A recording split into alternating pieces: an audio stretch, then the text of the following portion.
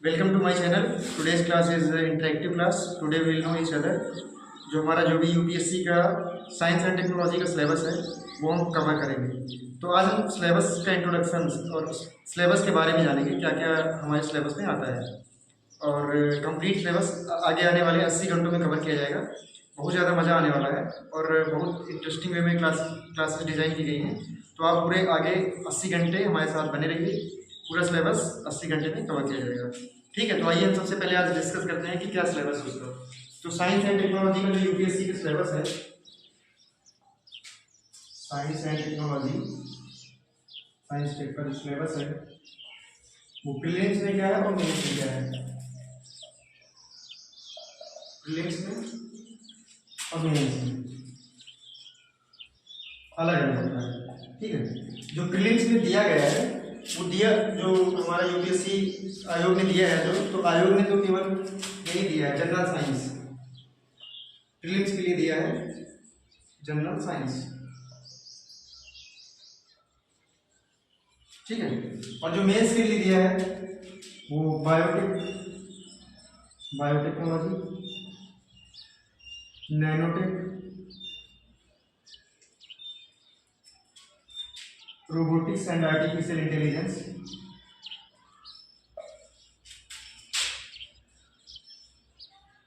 Space technology, space tech और computing technology.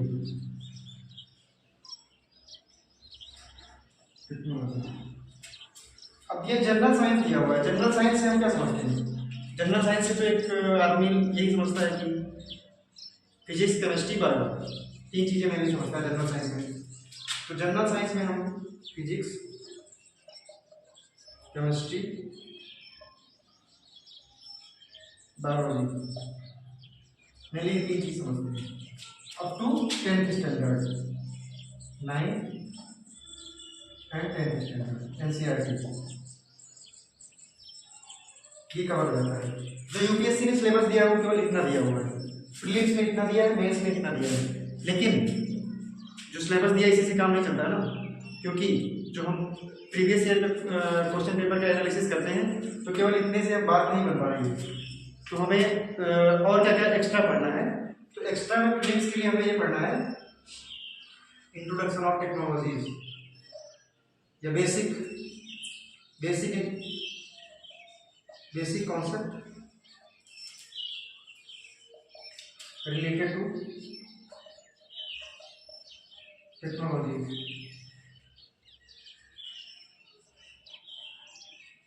जो भी है biotech, nanotech, robotics, space tech, computing technology है, इसका बेसिक कॉन्सेप्ट प्रीलिम्स में भी आजकल पूछा जाने लगा है। ठीक है, तो ये प्रीलिम्स का सिलेबस हुआ, मेंस का सिलेबस हुआ। इसके अलावा मेंस में क्या एडिशनल पूछा जा रहा है? सिलेबस तो इतना ही दिया हुआ है, लेकिन कुछ चीजें एडिशनल भी पूछी जा रही हैं। तो एडिशनल में क्या क्या पूछा जा रहा है? Defence technology. जो प्रीवियस ईयर क्वेश्चन पेपर का एनालिसिस हम करेंगे तो उसमें हमें डिफेंस टेक्नोलॉजी के क्वेश्चन मिल रहे हैं। इसके साथ साथ हमें न्यूक्लियर टेक्नोलॉजी,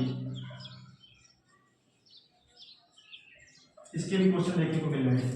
ठीक है, तो हम पूरा A to Z प्रीलिम्स से लेके मेंस तक पूरा हर टेक्नोलॉजी का बहुत अच्छे तरीके से स्टडी करेंगे आगे आने वाली क्लासेस में।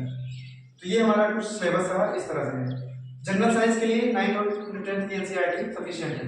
ठीक है, तो ये हमारा सिलेबस का इंट्रोडक्शन हो गया। अब हम आगे ये जानेंगे कि वेटेज क्या क्या, मतलब कौन से वेटेज कितना रहता है। जैसे हमारा साइंस एंड टेक्नोलॉजी का वेटेज कितना रहता है, तो मेनली देखिए यूपीएससी के जो प्रीलिम्स का एग्जाम होता है उसमें 5 सब्जेक्ट आते हैं: हिस्ट्री, जियोग्राफी, पॉलिटी, इकोनॉमी और साइंस टेक या फिर जनरल साइंस बोल सकते हैं, आप दोनों बोल सकते हैं। तो ये प्रीलिम्स वाला है जो साइंस टेक, इसकी क्या वेटेज है, पॉलिटी की क्या वेटेज है, यूपीएससी मतलब हिस्ट्री की क्या वेटेज है, जियोग्राफी की क्या वेटेज है। तो कुछ वेटेज डिसाइड नहीं रहता है यूपीएससी में, क्योंकि यूपीएससी में फोरकास्टिंग बहुत टफ होती है, तो इतनी आसानी से नहीं कर सकता है, क्योंकि किसी को नहीं पता रहता है। किसी साल साइंस टेक के 20 क्वेश्चन आ जाते हैं, किसी साल 10 क्वेश्चन आते हैं, किसी साल 7-8 आते हैं। तो मेनली जो एवरेज हम देखते हैं क्या क्या होगा उसमें,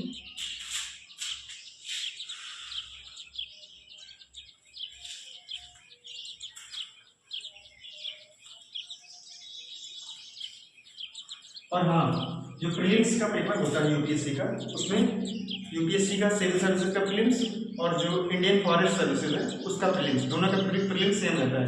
तो उसके लिए क्या एलिजिबिलिटी होती है, जो इंडियन फॉरेस्ट सर्विस है, इंडियन फॉरेस्ट सर्विस है, जो इंडियन फॉरेस्ट सर्विस के लिए क्या एलिजिबिलिटी रहती है, उसके लिए साइंस एंड टेक्नोलॉजी से आपको ग्रेजुएट होना जरूरी है, साइंस सब्जेक्ट से आपको ग्रेजुएट होना जरूरी है।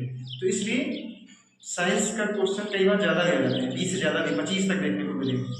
तो हम प्रीलिम्स में देखते हैं जो मार्क्स वेटेज है, मार्क्स वेटेज प्रीलिम्स में लगभग 10 से लेके 22 क्वेश्चन तक होता है, 10 से लेके 22 क्वेश्चन तक।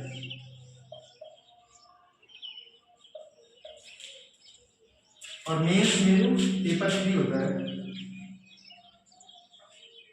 उसमें कितने क्वेश्चन आते हैं लगभग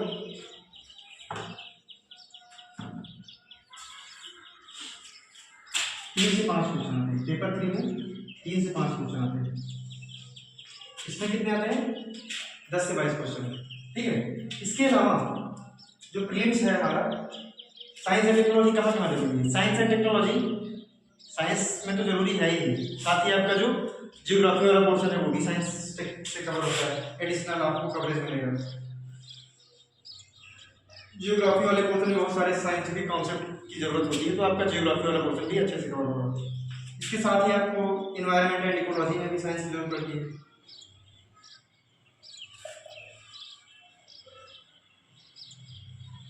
तो ये दो चीज़ों में जो साइंटिफिक टेम्परामेंट की जरूरत होगी वो आपको भी आसानी से कवरेज मिल जाएगी, ठीक है। तो ये जो हमारी क्लासेस होंगी आपको प्रीलिम्स में भी काम आएंगे, मेंस में भी काम आएंगे, स्टेट पीसीएस में भी काम आएंगे, और आपके पर्सनल ग्रो के लिए भी आपको बहुत सारी टेक्नोलॉजी, जो नई नई टेक्नोलॉजी नई नई इन्वेंशन हो रही है उसके बारे में जानकारी का बहुत अच्छा मौका मिलेगा और क्लास बहुत इंटरेस्टिंग रहेगी, ठीक है। तो ये हमारा हो गया मार्क्स वेटेज, इसका क्या क्या रहता है।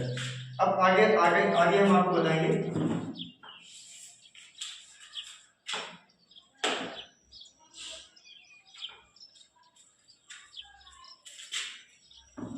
हाँ, एक चीज और छूट गया था, जियोग्राफी से तो कवरेज रहता ही है, इन्वायरमेंट एंड इकोलॉजी से भी रहता है, साथ ही इसका क्वालिटी से भी रहता है। साइंस एंड टेक्नोलॉजी का लिंकेज क्वालिटी से क्या लिंक है, तो क्वालिटी से ये लिंक है कि जैसे मान लीजिए एक सरोगेसी है, सरोगेसी सरोगेसी आपने सुना होगा,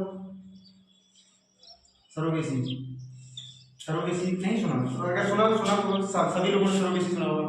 सरोगेसी कई बार सुनते हैं कि शाहरुख खान को लड़का सरोगेसी से हुआ, आमिर खान को लड़का हुआ है सरोगेसी से हुआ है, ठीक है। तो सरोगेसी क्या है, मेडिकल सर्विस है, साइंस एंड टेक से रिलेटेड है, मेडिकल सर्विस, बायोटेक्नोलॉजी होती है सरोगेसी, ठीक है। तो ये मेडिकल सर्विस है। लेकिन जो सरोगेसी रेगुलेशन एक्ट पास हुआ वो कहाँ पास हुआ, वो पार्लियामेंट में पास हुआ। तो सरोगेसी रेगुलेशन एक्ट कहाँ से जरूरी है, कहाँ से जानने को मिलेगा, क्वालिटी में जानने को मिलेगा, पार्लियामेंट में पास हुआ। तो सरोगेसी का जो मेडिकल वाला पोर्शन है वो साइंस एंड टेक में कवर किया जाएगा, सरोगेसी का medical portion science and tech में। लेकिन जो लीगल पोर्शन है, लीगल पोर्शन कहाँ कवर होगा, क्वालिटी में कवर होगा, क्वालिटी में लीगल पोर्शन कवर होगा इसका। तो हमें बेसिक जानना पड़ेगा, सरोगेसी के बारे में हमें बेसिक जानना ही पड़ेगा, तभी तो हम इसका लीगल पोर्शन के बारे में जान पाएंगे। इसी तरह जैसे डीएनए है, डीएनए कहाँ हमें पता चलेगा, डीएनए के बारे में हमें बायोटेक्नोलॉजी में पता चलेगा, डीएनए क्या होता है, कैसे इसकी स्टडी होती है, डीएनए में फॉरेंसिक इन्वेस्टिगेशन कैसे किया जाता है, डीएनए मैचिंग, डीएनए टेस्टिंग, ये सारी चीज़ें हमें कहाँ पता चलेंगी, ये सारी चीज़ें हमें बायोटेक्नोलॉजी में पता चलेंगी। लेकिन जो डीएनए रेगुलेशन एक्ट आया था वो कहाँ आया, वो पार्लियामेंट में आया। तो क्वालिटी के लिंकेज है किससे, साइंस एंड टेक्नोलॉजी की। तो साइंस एंड टेक्नोलॉजी कई फील्ड से रिलेटेड है, आपको बहुत कुछ सीखने को मिलेगा। और मार्क्स कई लोग इसको इग्नोर कर देते हैं, जबकि इसमें आप देख सकते हैं कि 10 से लेकर 22 क्वेश्चन, मतलब एवरेज क्वेश्चन 15 मान ही लीजिए, 15 क्वेश्चन तो आते ही हैं, ठीक है। तो 15 क्वेश्चन अगर आप इसके कर ले जाएंगे तो साइंस एंड टेक्नोलॉजी प्रीलिम्स में 100 में से 45 कट ऑफ जाती है। 45 में से अगर 15 क्वेश्चन आ रहे हैं तो बहुत बड़ी चीज़ है। इस कई लोग इस सब्जेक्ट को इग्नोर कर देते हैं, इग्नोर नहीं करना इसको, क्योंकि हमारे जो 5 सब्जेक्ट हैं तो 5 उंगलियां बराबर होती हैं, हिस्ट्री, जियोग्राफी, पॉलिटी, इकोनॉमी और जनरल साइंस है, साइंस एंड टेक्नोलॉजी। तो आपको बहुत फायदा मिलेगा इसको पढ़ने से। और हाँ, इसमें बहुत ज़्यादा सिलेबस नहीं है, इसमें थोड़ा ही सिलेबस है, ठीक है। तो बहुत ज़्यादा इसमें पढ़ना भी नहीं है, थोड़ा पढ़ना है और जो काम है वही पढ़ना है, ज़्यादा नहीं पढ़ना है। साथ ही और इसमें क्या है, हाँ,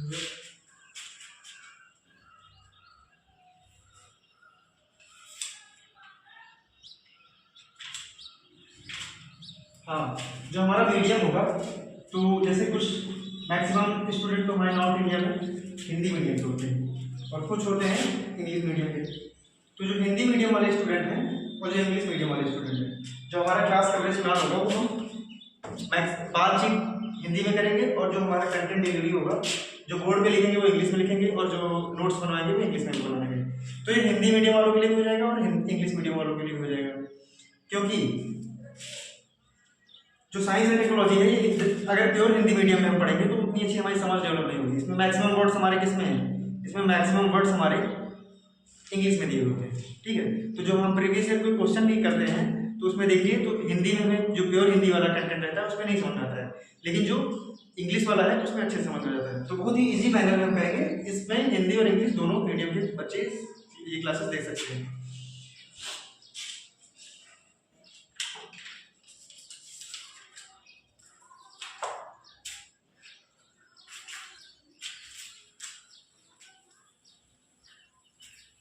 अब हम आगे आपसे बात करेंगे कि जो हमारा टॉपिक कवरेज प्लान है क्या क्या है। तो हमारा जो टॉपिक कवरेज सीक्वेंस है, टॉपिक कवरेज सीक्वेंस कैसा होने वाला है, ठीक है। तो जो हमारा टॉपिक कवरेज सीक्वेंस होगा वो कोई भी टॉपिक है तो उसमें हम मेनली चार तरह से उसको डिस्कस करेंगे।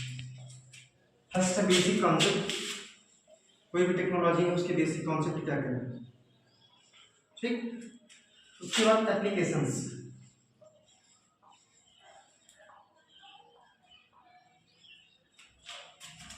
उसके बाद इश्यूज एंड कंसर्न। जैसे टेक्नोलॉजी है, कोई भी टेक्नोलॉजी होती है उसकी पॉजिटिव भी होती है, नेगेटिव भी होती है। तो हम पहले एप्लीकेशंस में उसके क्या क्या एप्लीकेशंस हैं, सब पॉजिटिव अच्छी बातें जानेंगे उसके बारे में, ठीक है। और जो इश्यूज एंड कंसर्न है, जिनसे हमें आगे क्या क्या टेंशन हो सकती है, क्या क्या दिक्कत हो सकती है, तो ये हम इश्यूज एंड कंसर्न जानेंगे। इश्यूज एंड कंसर्न, ठीक। और उसके बाद जो हम लास्ट में जानेंगे इंडिया एंड वर्ल्ड में उसका क्या स्टेटस है, उस टेक्नोलॉजी का स्टेटस इंडिया में क्या है और वर्ल्ड में क्या है। इंडिया में क्या स्टेटस है और वर्ल्ड में, मतलब वर्ल्ड वाले जो बड़ी बड़ी एजेंसी है वो क्या कर रही हैं। जैसे स्पेस टेक्नोलॉजी का मान लीजिए, हाँ, स्पेस टेक्नोलॉजी में हम बेसिक कॉन्सेप्ट में क्या जानेंगे, क्या स्पेस क्या होता है, आउटर स्पेस क्या होता है, सैटेलाइट क्या होता है, रॉकेट क्या होता है, PSLV GSLV, ये सारे रॉकेट्स क्या क्या होते हैं, ये सब हम बेसिक कॉन्सेप्ट में जानेंगे। एप्लीकेशन में हम जानेंगे रिमोट सेंसिंग टेक्नोलॉजी क्या है, ठीक है, GPS टेक्नोलॉजी क्या है और कैसे लॉन्च किया जाता है, ये सब कुछ हम एप्लीकेशंस में जानेंगे। इश्यूज एंड कंसर्न्स में हम जानेंगे कि स्पेस डेब्री आ गई, स्पेस में कचरा फैलने लगा, तो स्पेस डेब्री, इससे हमें क्या दिक्कत है। फिर वेपनाइजेशन ऑफ स्पेस हो रहा है, स्पेस में लोग मिसाइल छोड़ने लगे हैं, डिफेंस स्पेस पे स्पेस के लोग क्लेम कर रहे हैं, दावा कर रहे हैं कि ये स्टार मेरा है, स्टार वार स्टार्ट हो गया है, तो कि वो लोग कह रहे हैं कि नहीं ये इंटरनेशनल, मतलब हाँ स्टार वार ऐसे स्टार्ट हो गया कि अमेरिका कह रहा है कि हमारा ये तारा है, ये जबकि स्पेस तो किसकी प्रॉपर्टी है, स्पेस तो सबकी प्रॉपर्टी है, ग्लोबल कॉमर्स में आते हैं ना। जैसे 3 चीजें वो सबकी प्रॉपर्टी होती है, किसी भी देश को उस पर अधिकार नहीं है। पहला आउटर स्पेस होता है और दूसरा हाई सी का मतलब होता है जो समुद्र होता है, समुद्र से 200 नॉटिकल माइल के बाद का जो सी होता है वो इंटरनेशनल बाउंड्री मानी जाती है, तो ये हाई सी। और उसके बाद अंटार्कटिका मतलब जो दक्षिणी हमारा महाद्वीप है, सबसे दक्षिण में वो है अंटार्कटिका महाद्वीप। तो ये जो 3 चीजें हैं ये ग्लोबल कॉमर्स में आती है। तो हम ये जानेंगे आउटर स्पेस क्या होता है, ये सब किसी बेसिक कॉन्सेप्ट में जानेंगे, ठीक है। उसके बाद इंडिया एंड वर्ल्ड में ये जानेंगे कि जो बड़ी बड़ी स्पेस एजेंसी हैं, जैसे फ्रांस की है, जैसे अमेरिका की है नासा, और रूस की है, और उसके बाद इसरो इंडिया की है। तो ये बड़ी बड़ी कंपनी और इंडिया में क्या क्या अभी प्रोग्राम कौन से चल रहे हैं और उनका क्या क्या स्टेटस है, हम ये सारी चीजें जानेंगे। इसी तरह जब हम रोबोटिक्स पढ़ेंगे, आर्टिफिशियल इंटेलिजेंस एंड रोबोटिक्स पढ़ेंगे, तो बेसिक कॉन्सेप्ट में हम ये जानेंगे कि रोबोट क्या होता है, कैसे रोबोट बनते हैं, कितने टाइप के रोबोट होते हैं, क्या रोबोट देखने में आदमी जैसे होते हैं या रोबोट देखने में मशीन के जैसे होते हैं, ठीक है, या एनिमल रोबोट भी हैं, क्या क्या इनका क्या कॉन्सेप्ट है, ये सब हम देखेंगे, ठीक है। एप्लीकेशन में देखेंगे रोबोट के क्या क्या एप्लीकेशन हैं। जैसे रोबोट की एप्लीकेशन इंडस्ट्रियल रोबोट होते हैं, वो इंडस्ट्री में काम करते हैं। डोमेस्टिक या हेल्पर रोबोट होते हैं, ये घर में काम करते हैं, ठीक है। और साथ में कुछ खिलौने जैसे रोबोट डॉग हो गया, ये सब बनाए जाते हैं। ये सब किसके लिए बनाए जाते हैं? ये सब घर में अच्छे, घर में मनोरंजन के लिए बनाए जाते हैं और घर की देखभाल के लिए बनाए जाते हैं। तो हम इनमें सब में एप्लीकेशन देखेंगे। हाँ, मेडिकल रोबोट देखेंगे। जैसे रोबोट क्या कर रहे हैं मेडिकल में, कोविड-19 के टाइम में उस वार्ड में जाना, कोविड वार्ड में जाना कितना कठिन था, तो हमने रोबोट बनाया। रोबोट जाते थे और क्या करते थे, रोबोट के चेस्ट पे स्क्रीन लगा दी गई, वो जाके वीडियो कॉल करते थे। और साथ ही मरीज जो वहाँ लेटे रहते थे उनका टेम्परेचर मेजरमेंट कर लेते थे, कितना है टेम्परेचर, ठीक है, पल्स रेट, ये सारी चीज़ें चेक कर लेते थे, क्योंकि उनको टच करना उस टाइम दिक्कत था। इसी तरह जो डिजास्टर मैनेजमेंट है, कहीं भूकंप आया, कहीं बाढ़ आई, तो आदमी की जान खतरे में चली जाती है जब वहाँ बचाव के लिए जाता है। तो हमने एक सांप के जैसा रोबोट बना लिया, सांप के जैसा रोबोट भेज दिया मलबे में। अब वो मलबे में छोटी दराज पाके भी घुस जाएगा और ये सेंस कर लेगा कि ये आदमी जिंदा है, ये आदमी मरा है। तो जिंदा आदमी को हम पहले बचा के अच्छे से मैनेजमेंट, डिजास्टर मैनेजमेंट में रोबोटिक्स का अच्छी तरीके से उपयोग कर सकते हैं। तो ये सारी चीजें हमें आनी है, ठीक है। उसके बाद issues and concerns. Issues and concerns में हम रोबोटिक्स में ये जानेंगे कि क्या क्या इश्यूज आने वाले हैं। जैसे डिफेंस में हमने रोबोट ला दिया, तो डिफेंस में रोबोट किसको मारने लगे? डिफेंस सेक्टर में जब रोबोट आएंगे तो दुश्मनों को मारते हैं, लेकिन दुश्मन कौन है? वो आदमी ही तो है, चाहे वो पाकिस्तानी हो, चाहे वो इंडियन हो, कोई भी हो। लेकिन कोई भी पाकिस्तानी जब मरेगा, कोई चाहे वो इंडियन हो चाहे पाकिस्तानी हो, मर तो रहा है, वो आदमी मर रहा है ना। आदमी मतलब हमारा भाई, ठीक है तो वो मनुष्य, और मनुष्य को मार कौन रहा है? मशीन। मतलब हमने ऐसी मशीनें बना दी जो हमारी सभ्यता के लिए खतरा है ना, तो ये दिक्कत वाली बात है। तो हम इश्यूज एंड कंसर्न्स में क्या क्या इश्यूज आ रहे हैं। इसी तरह जैसे डोमेस्टिक रोबोट आ गए। डोमेस्टिक रोबोट क्या करेंगे? घर में रहेंगे हमारे साथ। अभी क्या अभी केमिकल का प्रयोग करके स्किन भी बनाई जाने लगी है, बाल भी बनाए जाने लगे हैं। जब स्किन भी हो गई, बाल भी हो गए, तो देखने में बिल्कुल आदमी जैसा रोबोट बन के तैयार हो गया। जैसे सोफिया रोबोट, कहाँ पे? सऊदी अरब में सोफिया रोबोट, ठीक है। तो ऐसे करके रोबोट हमारे घर में आने लगेंगे धीरे धीरे करके आगे आने वाले समय में। तो रोबोट जब घर में आएंगे तो उसकी क्या क्या चुनौतियां उसमें आएंगी। जैसे रोबोट जब घर में आएंगे तो लोग किससे शादी करना चाहेंगे? लोग रोबोट से करना चाहेंगे या हस्बैंड या वाइफ से करना, मतलब आदमी से करना चाहेंगे? किससे करना चाहेंगे? लोग रोबोट से करना चाहेंगे। क्यों? क्योंकि रोबोट उनका सारा कहना मानेगा, सब कुछ मानेगा और दिखने में वो बिल्कुल आदमी जैसा होगा। तो कई लोग रोबोट से शादी करना चाहेंगे। तो ये इश्यूज एंड कंसर्न्स में आ जाएगा, ठीक है। रोबोटिक प्रोस्टिट्यूशन, ये भी एक इशू आ जाएगा। अनइथिकल है या इथिकल, ये सारी लंबी डिस्कशन हम जब हम रोबोटिक्स पढ़ेंगे उस टाइम करेंगे, ठीक है। तो हमारा पहला टॉपिक रोबोटिक्स ही होगा, क्योंकि रोबोटिक्स बहुत इंटरेस्टिंग टॉपिक है, तो हम रोबोटिक्स से स्टार्ट करेंगे। उसके बाद इंडिया एंड वर्ल्ड में क्या क्या स्टेटस है इसका, रोबोट का क्या क्या स्टेटस है इंडिया में और वर्ल्ड में, ठीक है। और चाइना कितने रोबोट बना रहा है, जापान कितने रोबोट बना रहा है, अमेरिका कितने रोबोट बना रहा है, उसके बाद इंडिया में अभी कितने रोबोट बना रहा है, क्या क्या जरूरत है। हाँ, इसी जगह कंसर्न हम ये भी करेंगे कि जब रोबोट आ जाएंगे तो robot will replace human labour. जब रोबोट ह्यूमन लेबर को रिप्लेस करेंगे तो इकोनॉमी का क्या होगा। तो वो सारे इश्यूज हम इस इश्यू में डिस्कस करेंगे, ठीक है। और इंडिया एंड वर्ल्ड में हम ये डिस्कस करेंगे कि इंडिया में क्या स्टेटस है और वर्ल्ड में क्या स्टेटस है। तो जो भी टेक्नोलॉजी हम करेंगे वो मेनली इस पर हम 4-5 चीजें इस तरह करेंगे, ठीक है। Basic concept, applications, issues and concerns और India and world. Issues and concern में मेनली हम ये सब उसी टॉपिक के समय डिस्कस करेंगे। ये आज का इंट्रोडक्टरी क्लास है, हम इंट्रोडक्शन के इसको बनाया है, तो इसमें हम ज़्यादा लंबा इसको नहीं कर रहे, तो शॉर्ट कर रहे हैं।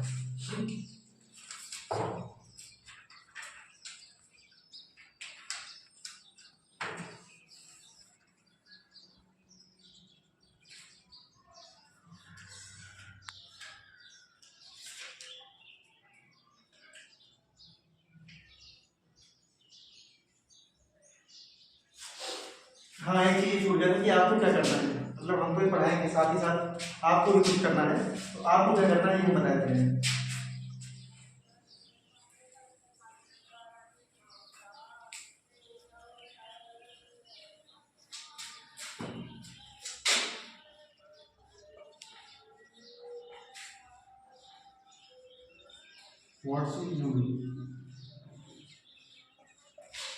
तो आपको करना है पहली चीज सिलेबस। सिलेबस को आपको याद रखना, टेबल के सामने चिपका लेना, जहाँ बैठ के पढ़ते हैं वहाँ पे चिपका लेना है। जो भी साइंस एंड टेक्नोलॉजी का सिलेबस है ये आपको बिल्कुल रटा हुआ होना चाहिए, इसको देखना है, इसको चिपका लेना है, ठीक है। दूसरा एनसीईआरटी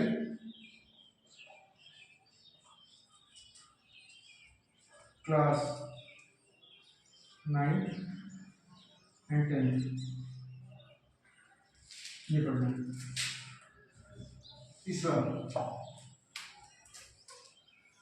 सबसे बढ़िया पढ़ाई का तरीका होता है जितना आज पढ़ाया गया उतना आज के आज ही पढ़ लो, ये वाला तरीका जिसने अपना लिया वो जिंदगी में पक्का सक्सेस हुआ, ठीक है। तो जो भी क्लास अगर हम यहाँ पे पढ़ाएंगे, जो भी हम लिखवाएंगे उसको तुरंत उसी की सेम डे रिवाइज करना उसको घर में जाके, या फिर क्लास खत्म होने के बाद उसको सेम डे रिवाइज करना है। तो ये क्लास रिवीजन, क्लास रिवीजन, ठीक है। और हम कुछ नोट्स भी देंगे आपको आगे आने वाले समय में, तो उन नोट्स का भी रिवीजन करना है।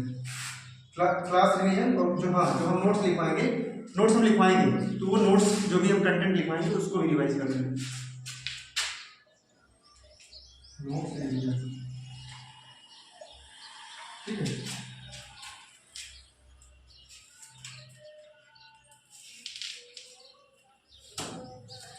और एक चीज छूट गया था, past year question paper, past year question paper, past year question paper में प्रीलिम्स वाले में आपको करना है 2011 ऑनवर्ड्स और मेंस में आपको करना है 2013 ऑनवर्ड्स, क्योंकि प्रीलिम्स का जो पैटर्न चेंज हुआ था वो 2011 में चेंज हुआ था लास्ट टाइम, और जो मेंस का हुआ था 2013 में हुआ था। तो हम आपको ये जो प्रीवियस ईयर क्वेश्चन पेपर है इनको भी देखना है, ठीक है, प्रीलिम्स और मेंस के लिए। साथ ही आपको न्यूज़ पेपर पढ़ना है। न्यूज़ पेपर अगर आप यूपीएससी की तैयारी कर रहे हैं या नहीं भी कर रहे हैं, आप एक जागरूक इंसान बनना चाहते हैं तो आपको न्यूज़ पेपर तो डेली पढ़ना ही पड़ना है। तो ये हमारे जो नोट्स होंगी ये बेसिक कॉन्सेप्ट, इसमें आज तक के जो भी अपडेट्स आए हैं वो सारे फोकस होंगे, और जो भी छूटेगा वो आप न्यूज़ पेपर से ऐड ऑन कर सकते हैं बाद में। तो ये नोट्स आपका लाइव रहेगा लंबे समय तक, ठीक है। बहुत बढ़िया, बहुत अच्छे तरीके से डिजाइन किया गया सिलेबस का, आपको बहुत ज़्यादा मजा आने वाला है। और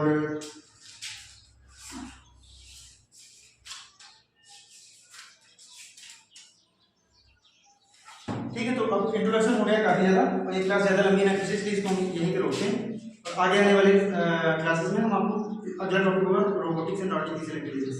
हाँ, एक चीज़ छूट गया हमारा, हम ये लिख देते हैं कि हम कवरेज कैसे करेंगे, क्या क्या सीक्वेंस होगा। तो सबसे पहले जो हम पढ़ेंगे वो पढ़ेंगे रोबोटिक्स। पहला ही हमारा है robotics and artificial intelligence, robotics and artificial intelligence. दूसरा है बायोटेक्नोलॉजी, बायोटेक्नोलॉजी में हम बेसिक जानेंगे प्लांट बायोटेक्नोलॉजी और एनिमल बायोटेक्नोलॉजी, दोनों के बारे में जानेंगे, बहुत बढ़िया लगेगा, ठीक है। प्लांट बायोटेक में हम जानेंगे प्लांट की जीन एडिटिंग कैसे करी जाती है, और एनिमल बायोटेक्नोलॉजी में अपने एनिमल के बारे में जानेंगे, साथ ही सरोगेसी, क्लोनिंग और डीएनए, इनके सबके बारे में बहुत अच्छे से आपको पता चलते हैं। अगला